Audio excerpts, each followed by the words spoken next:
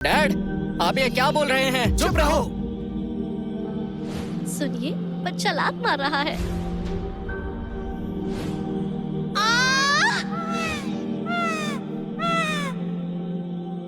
आज मैं चुप नहीं रहूंगा।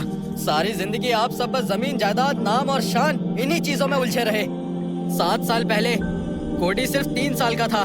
तुम सब ने उसे घर से निकाल दिया। आपके हिसाब से स्मिथ परिवार में सिर्फ जीनियस पैदा होते हैं। अब कोडी के बारे में आपका क्या कहना है? मैं कहता हूँ चुप हो जाओ। वो सिर्फ 3 साल का था। आप लोगों ने फिर भी दया नहीं की। मेरी बीवी को भी घर से बाहर निकाल दिया। मैंने मना किया और आप लोगों ने मेरी एक नहीं सुनी।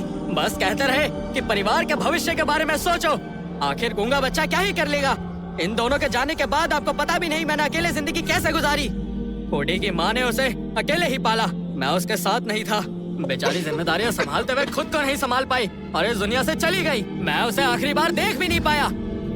और आज आप कोडी को यहाँ लेकर आए सिर्फ इस डर से कि अगर कोई ना आया तो स्मिथ परिवार अधूरा लगेगा। मैंने कुछ नहीं कहा।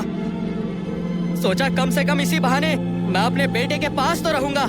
लेकिन फिर आपने मेरे बेटे को ही मुझसे दूर कर दिया। और साथ ही आपने उसके टैलेंट को देखकर उसे कॉन्टेस्ट में भेजकर उसका फायदा उठाया। और अब मास्टर के सामने कोडी ने झुकने से मना कर दिया तो आपने उसे फिर से ठुकरा दिया। ऐसा नहीं चलेगा। बस अब बहुत हो गया। मैं और नहीं सहूंगा। आज फैसला कर दीजिए कि कोडी स्मिथ परिवार का हिस्सा है या नहीं। कोडी स्मिथ परिवार का हिस्सा है या नहीं। एक घर से निकाला हुआ बच्चा जिसे उसके ही परिवार वालों ने अपने मतलब के लिए आज इस्तेमाल किया। एक परिवार इतना बेदर्द कैसे हो सकता है? कैसे हो सकता है? इतनी मुसीबतें देखने के बाद भी आज 10 साल की उम्र में वो इतना बड़ा जीनियस बन गया है। बेचारे बच्चे ने कितनी मुसीबतें देखी होंगी, फिर भी आज वो पूरी हिम्मत से खड़ा है। नहीं, ये मेरे परिवार का हिस्सा नहीं। 7 साल पहले ही रिश्ता टूट चुका था। अब इसकी स्मिथ परिवार में कोई जगह नहीं। ठीक है, आज मैं सबके सामने ये बताना चाहता हूँ, मैं इसका पिता हूँ और ये मेरा बेटा कोडी है। समझ गया, सब समझ गया। बेटा, तुमने बहुत दुख झेले हैं। मुझे तुमसे पूरी हमदर्दी है। लेकिन तुमने मास्टर जैसे महान इंसान के सामने जो कुछ भी बोला वो माफी लायक नहीं है। चाहे तुम 10 साल के हो, तुम्हें इसकी सजा मिलकर ही रहेगी। Alex brown. जी भैया। जाओ, इस बच्चे को मार डालो। जी भैया। आज तो तुमने सबको हैरान कर दिया। तुम जीनियस हो, लेकिन आज तुम्हारा दुनिया में आखिरी दिन है। आज के बाद तुम्हारा नाम पूरी टैक्सिया में गूंजेगा। सब कहेंगे कि एक जीनियस बच्चा अकड़ के चक्कर में जान गंवा बैठा। खबरदार जो मेरे बेटे को हाथ लगाया। तुम आप हट जाओ। कोडी, मुझे कुछ नहीं होगा।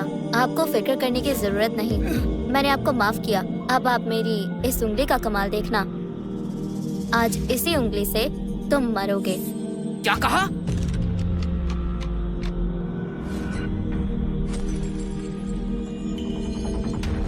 ये क्या हो रहा है?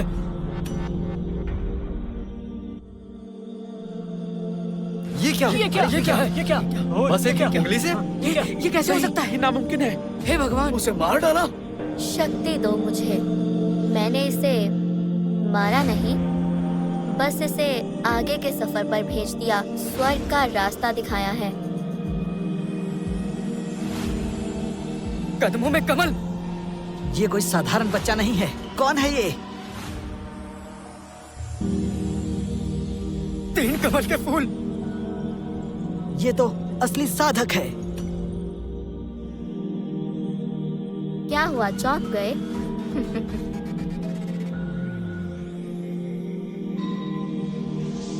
शक्ति दो मुझे। 5 ऊर्जाओं का देवता साधक।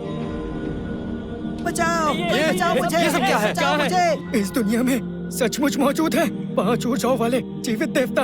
यकीन नहीं होता। तू नहीं बचेगा। आज तुझे तेरा मास्टर भी नहीं बचा पाएगा। माफ कर दो महाराज, दया करो, माफ कर दो, मुझे माफ कर दो। मेरी पूरी जिंदगी में कभी सोचा भी नहीं था कि 5 ऊर्जाओं वाले देवता को देखूंगा। अगर आज मैं मर भी जाऊं तो कोई कम नहीं है।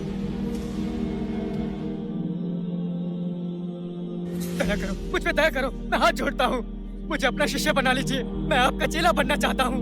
कृपया मुझे स्वीकार कर लीजिए और मुझे अंतिम चरण तक पहुँचाइए। मुझ पर दया कीजिए, मैं जिंदगी भर आपकी सेवा करूँगा। मुझे अपना शिष्य बना लीजिए।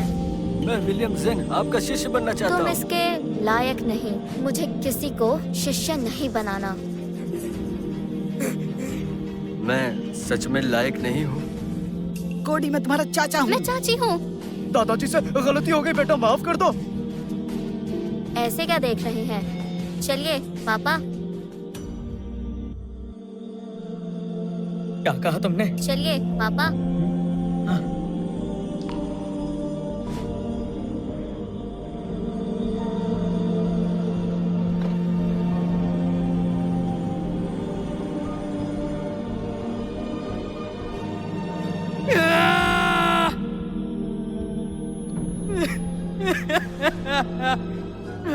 मैं बहुत बुरा हूँ। मैं बहुत बुरा हूँ। अपने पिता को माफ कर देना। कोडी, मैं तुम्हारा भाई हूँ। आज से मैं तुम्हारा हमेशा ख्याल रखूंगा, मैं वादा करता हूँ। कोडी, तुम स्मिथ परिवार का हिस्सा हो। कोडी बेटा, रुक जाओ, हमें माफ कर दो। हमें माफ कर दो।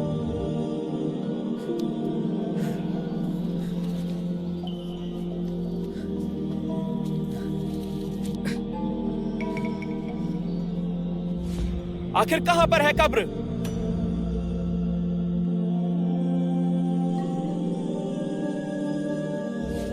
मेरी माँ की कब्र कहाँ पर है? बेवकूफ, वो तुम्हारी चाची थी, तुम्हारी माँ मैं हूँ। उन्होंने मुझे अपने बच्चे की तरह पाला था। मेरे लिए वो माँ से भी बढ़कर थी। वो मेरे दिल में बसती हैं।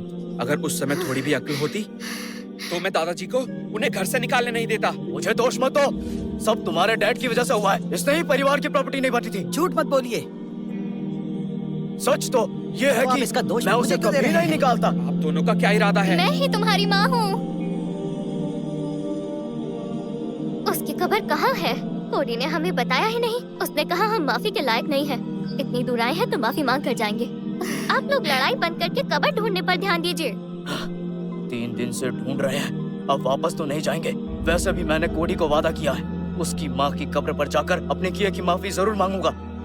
मैं ये वादा पूरा करूंगा।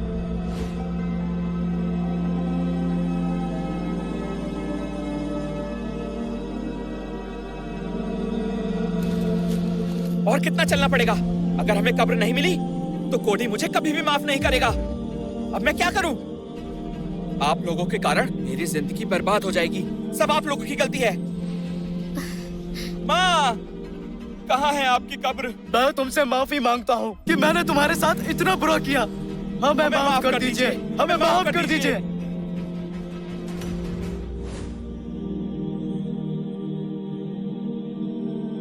इस ड्रामा को फुल देखने के लिए मेरे पेज के फॉलो बटन के पास जो वॉच बटन है उसे क्लिक करके मेरे व्हाट्सएप चैनल में ज्वाइन हो जाओ, जहाँ पे ये ड्रामा आपको फ्री में देखने को मिलेगा।